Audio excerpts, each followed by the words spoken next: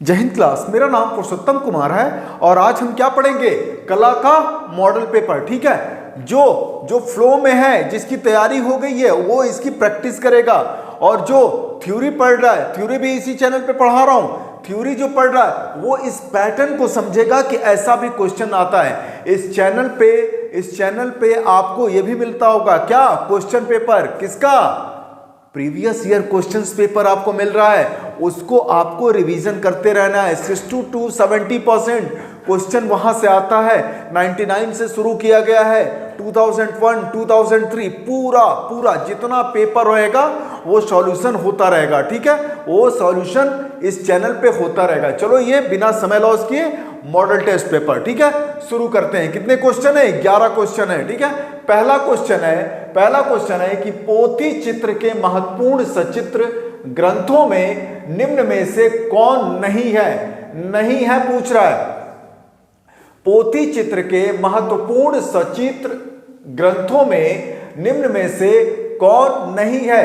पहला ऑप्शन राग Ragini, second option मतलब बी ऑप्शन 12 मासा, सी ऑप्शन गणेश जननी, डी ऑप्शन ऋतु वर्णन। मैं आपको 4 सेकंड का टाइम दूंगा। कितने सेकंड का? 4 सेकंड का। आपको इसको सॉल्यूशन करना है। ठीक है, एक एक क्वेश्चन पे 4 सेकंड। चलो बताइए इसको।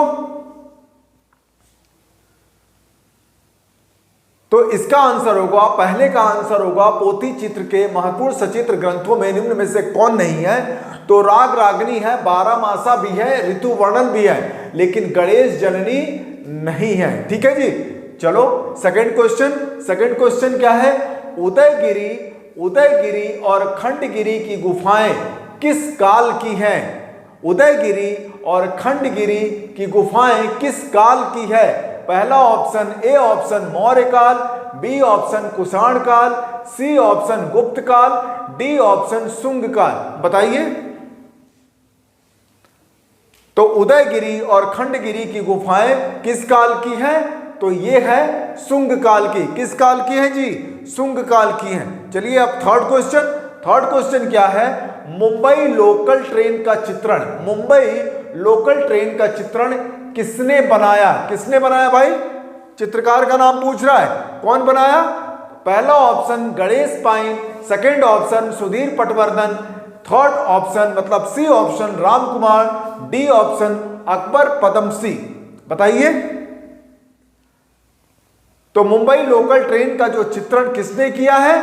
तो सुधीर पटवर्धन ने किया है। किसने किया है? सुधीर पटवर्धन ने किया है। चौथा क्वेश्चन है, आसान क्वेश्चन है। ठीक है, चौथा क्वेश्चन है मधुबनी किस राज्य की लोक कला है? लोक कला से क्वेश्चन पूछेगा ही पूछेगा। थ्योरी में जितना लोक कला है सब एक जगह करके बताऊंगा, चिंता नहीं करना। ठीक है, ये प्रैक्टिस सेट है भाई, यहां पे ज्यादा नहीं समझा सकता, समय ज्यादा लॉस होगा। थ्योरी पढ़ा रहा हूं, थ्योरी पढ़ते रहिए, ये भी देखते रहिए और प्रीवियस ईयर क्वेश्चन ये जरूर सॉल्व करना है। ठीक है, चलो बताओ मधुबनी किस राज्य की लोक कला है? A option Punjab, B option Uttar Pradesh, C option Paschim Bengal, D option Bihar. बताइए। तो मधुबनी किस राज्य की लोक कला है? तो बिहार की लोक कला है। किसकी? बिहार राज्य की लोक कला है। पांचवा क्वेश्चन है वह कौन सा मुस्लिम शासक था जिसने हिंदू देवी देवताओं वाले सिक्के चलाए? कौन था भाई? पहला option Babur, B option Qutubuddin Aibak और सी ऑप्शन महमूद गजनवी और डी ऑप्शन है मोहम्मद गोरी। बताइए। तो वो मुस्लिम शासक जिसने हिंदू देवी देवताओं वाले सिक्के चलाए वो हैं मोहम्मद गोरी। कौन था जी? मोहम्मद गोरी। चलिए अब छठा क्वेश्चन है किसने रविंद्रनाथ टैगोर की पुस्तक सहज पथ का चित्र बनाया था? किसने रविंद्रनाथ टैगोर की पुस्तक सहज पथ का चित्र बनाया था? पहला option A option Nandalal Bose, B option Abanindranath, C option Gaganendranath, D option Asit Kumar Haldar. बताइए। तो रविन्द्रनाथ टैगोर की पुस्तक सहज पथ का चित्र किसने बनाया था? तो नंदलाल बोस जी ने बनाया था। किसने बनाया था? नंदलाल बोस जी ने बनाया था। ये क्वेश्चन इंपॉर्टेंट है, याद कर लीजिएगा।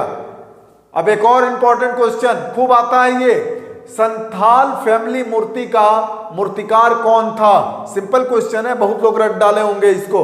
संथाल फैमिली मूर्ति का मूर्तिकार कौन था? A option P Surendra, B option Avtar Singh Pawar, C option Ram Kinkar Singh Baij और डी ऑप्शन बलवीर सिंह कट। बताइए।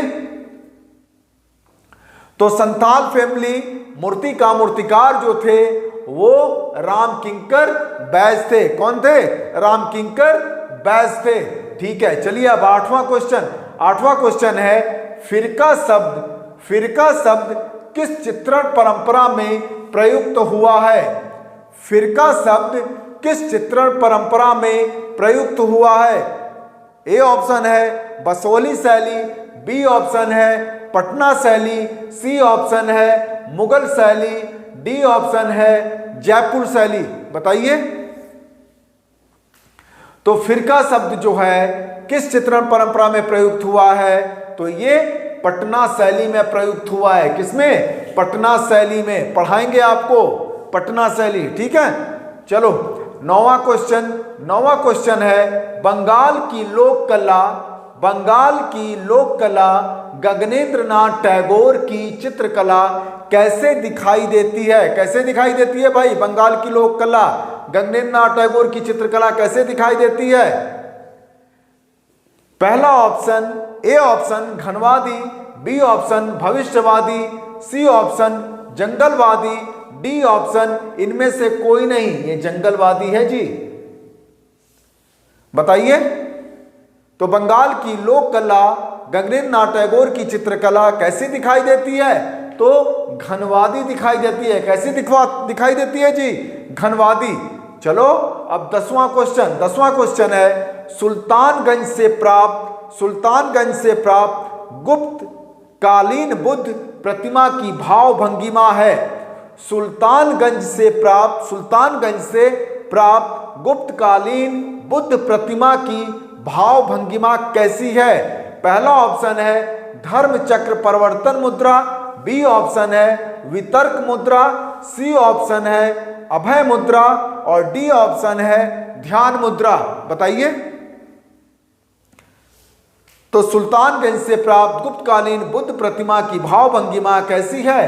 अभय मुद्रा में है। कैसी है जी? अभय मुद्रा में है। अब 11वां क्वेश्चन जो लास्ट क्वेश्चन है, नाट्य शास्त्र में, सिंपल क्वेश्चन है, नाट्य शास्त्र में कितने प्रकार के रसों का उल्लेख किया गया है? बताइए। A option 10, B option 8, C option 9, D option 7। बताइए। तो इसका सही आंसर होगा, नाट्य शास्त्र में कितने प्रकार के रसों का उल्लेख किया गया है? तो 8 रसों का उल्लेख किया गया है। अगर 11वें क्वेश्चन में कोई क्वेश्चन आपको नहीं आता है, उसको आप डाउट कॉपी में लिख के उसकी प्रैक्टिस करेंगे। क्वेश्चन यहां से भी आएगा और प्रीवियस ईयर क्वेश्चन आपको लगाना ही लगाना है। एकदम ऑथेंटिक आपको आंसर दिया जा रहा है, उसमें एकदम ऑथेंटिक। कहीं भी किसी भी प्रूफ की जरूरत पड़ेगी, हम हैं यहाँ पे। ठीक है, उसके लिए रिटन में मैं आपको दे दूंगा। ठीक है, चलो फिर आगे की फिर प्रैक्टिस करेंगे। Thank you so much. जय हिंद।